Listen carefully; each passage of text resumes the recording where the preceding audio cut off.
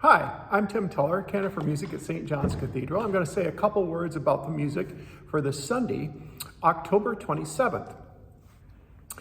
Our prelude, postlude, and offertory this Sunday are by two composers who actually share something in common. Our prelude and postlude are both by Felix Mendelssohn, and our offertory anthem is by Franz Joseph Haydn. These are both German or Austro-German composers who were very popular in England and were in some ways sort of adopted by the English, almost as if they were their own.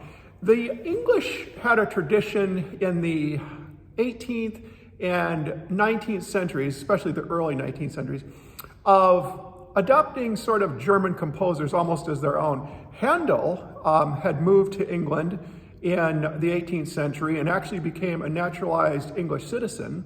And later on, Haydn in the 1790s traveled to England and was extremely popular there. His music was very popular there. And also Felix Mendelssohn, a few decades later in the 1840s, came to England and was very popular, was a favorite of Queen Victoria and Prince Albert, was personal friends with them. And their music has always been very, very popular in England. And while they weren't, of course, English, the English, I think, kind of like to sort of think they were in a sense. Add to this the fact that England didn't really produce a tremendous amount of native musical talent during this time. After Henry Purcell died in 1695, there really was quite a dearth of native-born English compositional talent for about close to 200 years. It wasn't until the late 19th century and composers such as Stanford and Perry and Elgar and some others came on the scene that there really was a renaissance in native-born English musical talent. Don't really know why that is, but during that time they looked to the Austro-German countries for their composers, it seems. The prelude is Prelude in G by Mendelssohn, and it's for the organ. Mendelssohn was a fantastic organist, as well as pianist and composer and many other things.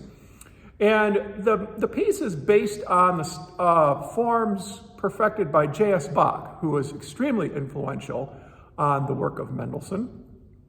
And although it takes the form of Bach's music in terms of a prelude followed by a fugue, it nonetheless is all Mendelssohn in its lyric qualities. No one would ever confuse this for being a piece by Bach. The postlude is the finale from the first organ sonata of Felix Mendelssohn.